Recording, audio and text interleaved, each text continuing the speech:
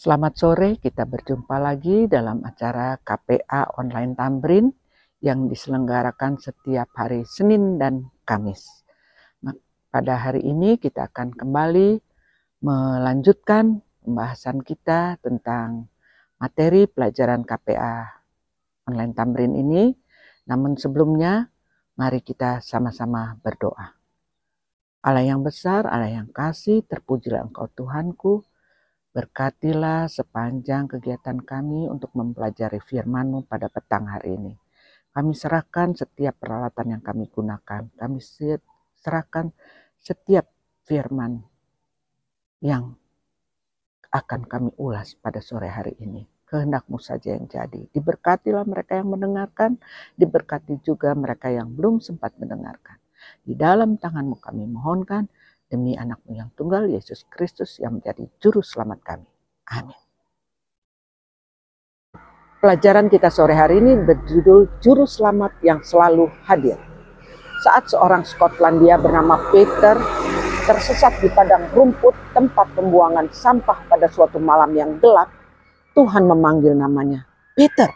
Saat suara dari surga memanggilnya kembali, Peter berhenti berjalan.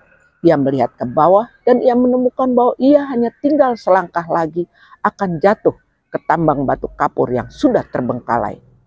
Bukankah itu akan sangat indah jika kita masing-masing dapat mendengarkan Tuhan memanggil nama kita? Bukankah itu hal yang akan mengembirakan jika Dia bisa sebegitu dekat dengan kita dan kita bisa duduk bersama-sama dengannya dan bercakap-cakap mengenai pergumulan hidup dan harapan kita? Hubungan tanpa batas dengan Yesus. Percaya atau tidak, kita dapat datang lebih dekat kepada Yesus sekarang daripada saat jika ia tinggal bersama-sama dengan kita sebagai seseorang yang dapat terlihat. Memiliki Yesus secara nyata dalam daging di kota kita akan merupakan suatu yang sangat bagus tentunya. Tetapi pikirkan kerumunan orang yang berdesak-desakan untuk dapat melihat lebih dekat. Pikirkanlah keinginan pada zamannya. Kita mau melakukan sesuatu dengan baik agar dapat berbicara langsung dengannya untuk beberapa menit saja di dalam hidup kita. Harapan Kristus adalah untuk mengolah hubungan pribadi dengan kita masing-masing. Itulah satu alasan mengapa ia meninggalkan bumi ini untuk melakukan pelayanan khusus di surga yang memungkinkan dia untuk datang kepada masing-masing dari kita setiap hari. Karena Yesus tidak terbatas berada hanya di satu tempat saja, sama seperti waktu ia berada di dunia ini. Melalui Roh Kudus dia sekarang dekat untuk menuntun kehidupan dari setiap orang yang menginginkannya secara pribadi. Janji yang menguatkan apakah yang Yesus berikan saat sebelum ia naik ke surga? Aku menyertai kamu senantiasa sampai pada akhir zaman. Matius 28 ayat 20. Apakah yang Kristus lakukan di surga yang memungkinkan dia untuk selalu bersama kita? Karena kita sekarang mempunyai imam besar agung yang telah melintasi semua langit, yaitu Yesus anak Allah. Baiklah kita teguh berpegang pada pengakuan iman kita. Sebab imam besar yang kita punyai bukanlah imam besar yang tidak dapat turut merasakan kelemahan-kelemahan kita. Sebaliknya sama dengan kita, ia telah dicobai.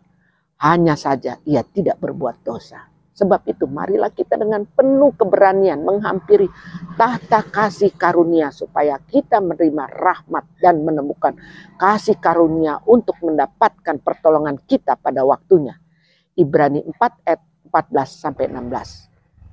Catat jaminan yang kita peroleh bila kita memiliki Yesus sebagai pengantara pribadi kita di surga. Dicobai dalam segala hal sama seperti kita juga dicobai. Bersimpati dengan kelemahan kita. Menolong kita pada saat kita membutuhkan pertolongan bersama dengan Yesus sebagai imam besar itu. Kita tidak lagi terpisahkan oleh jarak kita dengan surga. Kristus dapat menuntun kita ke hadirat Allah. Tidak heran jika kita diminta untuk meraih tahta anugerah dengan penuh keyakinan. Kedudukan apakah yang Yesus tempati di surga? Tetapi ia setelah mempersembahkan hanya satu korban saja karena dosa, ia duduk untuk selama-lamanya di sebelah kanan Allah. Ibrani 10 ayat 12. Kristus yang hidup, seorang yang dapat mengerti, adalah perantara pribadi kita pada tahta sebelah kanan Allah. Bagaimanakah kehidupan Yesus menyiapkan dia untuk menjadi imam kita? Itulah sebabnya maka dalam segala hal ia harus disamakan dengan saudara-saudaranya, supaya ia menjadi imam besar yang menaruh belas kasihan dan yang setia kepada Allah untuk menambahkan dosa seluruh bangsa. Sebab oleh karena ia sendiri telah menderita karena pencobaan, maka ia dapat menolong mereka yang dicobai. Ibrani 2 ayat 17 dan 18. Saudara, kita yang ikut merasakan kemanusiaan kita dicobai seperti kita dicobai. Sekarang adalah imam besar kita di sebelah kanan Allah, dijadikan seperti kita. Ia mengetahui apa yang kita sedang alami. Ia pernah merasa lapar, haus, dicobai, dan kehabisan tenaga. Ia dapat merasakan kebutuhan kita akan rasa simpati dan pengertian. Tapi di atas segalanya, Yesus dapat menjadi imam besar kita karena ia telah mati untuk menebus dosa kita. Ia membayar hutang dosa kita dengan mati menggantikan kita. Ini adalah ajaran kabar baik bagi semua orang di mana saja dan setiap waktu. Salah seorang dari direktur sekolah Alkitab membagikan pengalamannya. Ketika anak perempuan paling kecil kami masih berumur 3 tahun, tangannya terjepit kursi lipat yang menyebabkan tulangnya hancur. Saat kami terburu-buru membawa dia ke dokter, tangisannya yang kencang karena kesakitan sangat menyakitkan hati kami. Dan anak kami yang berusia 5 tahun juga sangat tersentuh. Saya tidak akan pernah melupakan kata-katanya setelah dokter telah mengobati luka adiknya. Dia terisak, "Oh ayah, saya berharap itu terjadi pada jari saya." Saat semua manusia telah jatuh ke dalam dosa dan diputuskan untuk mati selamanya, Yesus berkata, "Oh Bapa, saya berharap itu adalah saya." Dan Allah mengabulkan permintaan Yesus di kayu salib. Juru selamat kita telah mengalami segala penderitaan yang telah kita alami. Bahkan lebih dari itu. Kabar baik di dalam perjanjian lama saat bangsa Israel berkemah di kaki gunung Sinai. Allah memerintahkan Musa untuk mendirikan Ka'bah yang dapat dipindahkan untuk berbakti. Sesuai dengan pola yang ditunjukkan kepadamu di atas gunung. Keluaran 25 ayat 40. Hampir 500 tahun kemudian, Ka'bah batu besar Raja Salomo menggantikan Ka'bah yang dipindahkan tersebut. Dan Ka'bah itu didirikan sama persis dengan Ka'bah yang dapat dipindah-pindahkan pada zaman Musa. Saat Allah memberikan kepada Musa petunjuk untuk mendirikan Ka'bah. Tujuan khusus apakah yang ada dalam rencana Allah? Dan mereka harus membuat tempat kudus bagiku, supaya aku akan diam di tengah-tengah mereka. Keluaran 25 ayat 8. Dosa menyebabkan perpisahan yang tragis antara manusia dan penciptanya. Ka'bah adalah cara Allah untuk menunjukkan kepada mereka bahwa ia dapat tinggal di tengah-tengah mereka kembali. Ka'bah menjadi pusat dari kehidupan keagamaan dan perbaktian pada zaman perjanjian lama. Setiap pagi dan petang orang-orang dapat berkumpul di sekeliling Ka'bah dan mengadakan hubungan dengan Allah melalui doa. Lukas 1 ayat 9 dan 10. Menuntut akan janji Allah, aku akan bertemu dengan engkau. Keluaran 30 ayat 6. Perjanjian lama mengajarkan ajaran yang sama mengenai keselamatan seperti yang ada di dalam perjanjian baru. Keduanya menggambarkan kematian Yesus untuk kita dan melayani kita sebagai imam besar kita dalam Ka'bah surgawi. Pelayanan Yesus kepada kita diungkapkan di dalam Ka'bah. Ka'bah dan pelayanan-pelayanan menjelaskan apa yang Yesus kerjakan sekarang di kerajaan surga. Dan apa yang Yesus kerjakan sekarang di dunia untuk menguatkan dan memberikan petunjuk satu persatu kepada kita dalam kehidupan sehari-hari. Saat Ka'bah dunia telah ditetapkan menurut Ka'bah di surga, ia mencerminkan Ka'bah surga di mana Yesus mengadakan pelayanan sekarang. Keluaran 25 sampai 40 menjelaskan pelayanan-pelayanan dan upacara-upacara Ka'bah di padang gurun dengan cukup jelas. Rangkuman singkat dari perabotan Ka'bah muncul di perjanjian baru. Sekarang perjanjian pertama tentang peraturan untuk kebaktian dan juga Ka'bah di dunia. Di ruang yang pertama terdapat tempat kaki Dian, meja dan roti sajian perjamuan. Tempat ini disebut bilik suci. Di belakang tirai kedua terdapat ruangan yang disebut bilik yang maha suci, di mana terdapat mesbah ukupan dari emas dan tabut perjanjian yang seluruhnya berlapis emas. Di dalam tabut perjanjian berisi 2 loh batu yang bertuliskan perjanjian, di mana Tuhan menuliskan 10 perintah Allah. Ulangan 10 ayat 1 sampai 5. Di atas dari tabut perjanjian terdapat 2 kerup kemuliaan yang menaungi tutup perdamaian. Ibrani 9 ayat 1 sampai 5. Ka'bah mempunyai 2 ruangan, bilik yang suci dan bilik yang maha suci. Terdapat halaman terbentang di muka Ka'bah. Di halaman tersebut berdiri mesbah tembaga, tempat imam mengadakan korban bakaran dan sebuah cawan yang dipakai untuk mencuci. Korban bakaran yang diberikan di mesbah tembaga disebut melambangkan Yesus yang melalui kematiannya di kayu salib menjadi anak domba Allah yang menghapus dosa dunia. Yohanes 1 ayat 29. Ketika orang berdosa datang ke altar untuk meminta ampunan dengan membawa korban dan mengakui dosanya, dia menerima pengampunan dan pembersihan dengan jalan yang sama. Orang yang berdosa sekarang meminta pengampunan dan pembersihan melalui darah Yesus. 1 Yohanes 1 ayat 9. Di ruang yang pertama atau bilik suci, 7 kaki Dian yang terus-menerus menyala melambangkan Yesus yang tidak pernah gagal menerangi dunia. Yohanes 8 ayat 12. Meja dan roti sajian melambangkan kepenuhan akan kebutuhan fisik dan spiritual kita yang dipuaskan oleh roti hidup. Mesbah pendupa emas melambangkan Yesus yang melayani doa kita ke hadapan Allah. Ruang yang kedua, bilik yang maha suci, terdiri dari tabut perjanjian yang berlapis emas melambangkan tahta Allah. Tirai pembenaran atau tahta kemurahan melambangkan Kristus iman besar perantara kita yang menjelma mewakili kita umat yang berdosa, yang telah melanggar hukum moral Allah. 2 loh batu tempat Tuhan menuliskan 10 perintah Allah tersimpan di bawah tahta kemurahan. Kerup emas kemuliaan terangkat melewati tempat duduk anugerah pada setiap ujung dan tabut perjanjian.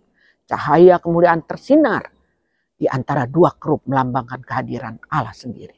Sebuah tirai menutupi bilik suci dari pandangan orang tempat para iman melayani mereka di halaman.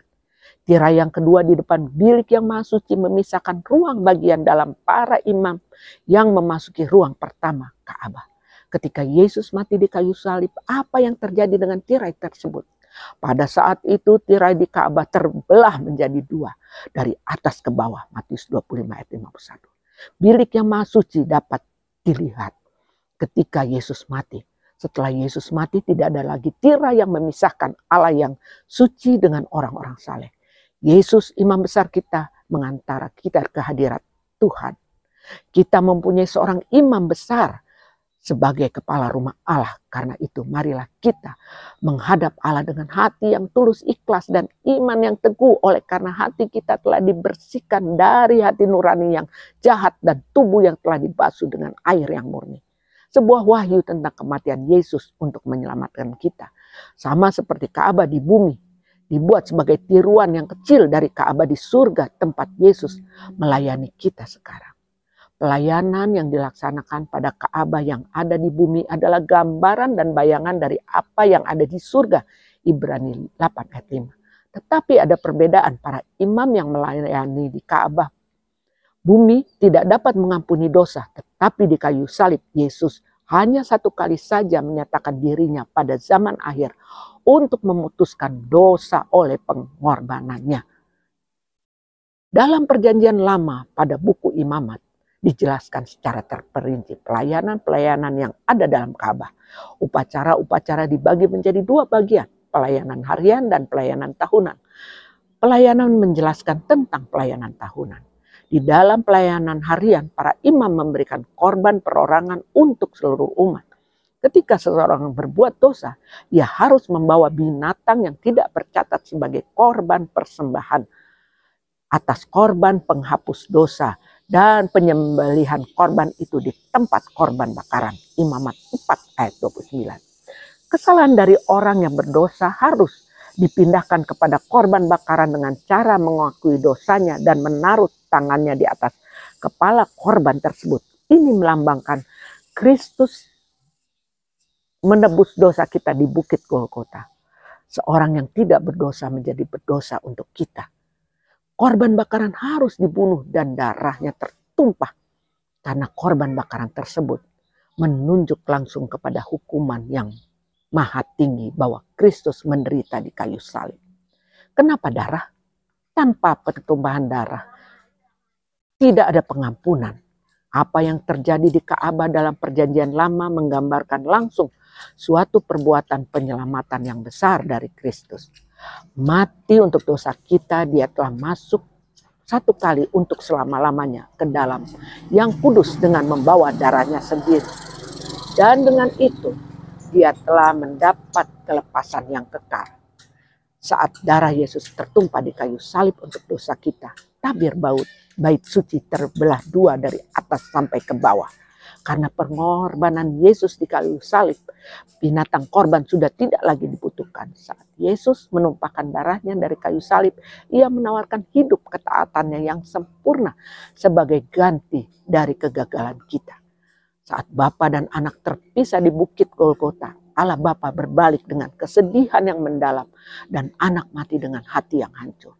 Allah Anak menempatkan dirinya di dalam sejarah untuk mengambil dirinya sendiri hasil sepenuhnya dari dosa dan untuk menunjukkan bagaimana tragisnya perbuatan yang salah itu sebenarnya. Dia lalu dapat mengampuni orang yang berdosa tanpa menyepelekan dosa. Kristus membuat perdamaian oleh darahnya yang tertumpah di kayu salib. Sebuah wahyu tentang kehidupan Yesus untuk menyelamatkan kita. Apa yang Yesus setiap hari lakukan di Ka'bah dalam surga, karena itu ia pun sanggup untuk menyelamatkan secara sempurna semua orang yang datang kepada Allah melalui dia. Karena dia selalu hidup untuk menjadi pengantara bagi mereka. Ibrani 7 ayat 25. Yesus sekarang hidup untuk memberikan darahnya. Pengorbanannya mewakili kita. Dia sekarang bekerja keras untuk menyelamatkan setiap orang dari tragedi dosa. Beberapa orang secara salah menilai bahwa sebagai pengantara kita, Yesus di surga memohon kepada Allah yang enggan memaafkan kita untuk mengampuni kita. Pada kenyataannya Allah lah yang secara senang menerima pengorbanan anaknya yang mewakili kita sebagai imam besar kita di surga. Kristus juga memohon dengan kemanusiaannya. Dia berusaha menolong orang yang acuh tak acuh untuk melihat sekali lagi kepada anugerah, untuk menolong orang yang berdosa, yang berputus asa, meraih kembali harapan dalam kabar kesukaan, dan untuk menolong orang-orang percaya menemukan lebih banyak kekayaan dalam firman Allah dan lebih banyak kekuatan dari doa. Yesus membentuk kehidupan kita sejalan dengan perintah-perintah Allah dan menolong kita membangun karakter-karakter yang akan tetap teguh pada pencobaan waktu. Allah menyerahkan hidupnya bagi setiap orang yang pernah hidup di dunia ini. Dan sekarang sebagai imam besar dalam pengantara kita, ia selalu hidup untuk menuntun orang-orang menerima kematiannya bagi dosa mereka. Meskipun dia mendamaikan seluruh kejatuhan bumi ini kepada dirinya di atas kayu salib, dia tetap tidak dapat menyelamatkan kita kalau kita tidak menerima anugerahnya. Orang-orang tidak akan hilang karena mereka adalah orang yang berdosa, tetapi karena mereka menolak untuk menerima pengampunan yang Yesus tawarkan. Dosa menghancurkan hubungan dekat Adam dan Hawa yang pernah dinikmati bersama dengan Allah. Tetapi Yesus sebagai anak domba Allah mati untuk membebaskan semua manusia dari dosa dan memperbarui persahabatan yang hilang ini. Sudahkah Anda menemukan dia sebagai imam besarmu yang pernah hidup untuk menjaga hubungan yang dekat dan bersemangat itu? Kematian Yesus adalah suatu yang sama sekali unik. Pelayanan surgawi Kristus tidak dapat dibandingkan. Hanyalah Kristus yang membawa Allah dekat di samping kita. Hanya Kristus yang membuat semuanya mungkin agar roh Allah dapat berdiam di dalam hati kita. Dia mengosongkan dirinya dengan maksud agar kita dapat dipenuhi. Dia berhak mendapatkan pengakuan yang sama dari kita. Marilah kita menerima Dia sepenuhnya sebagai juru selamat dan penuntun hidup kita.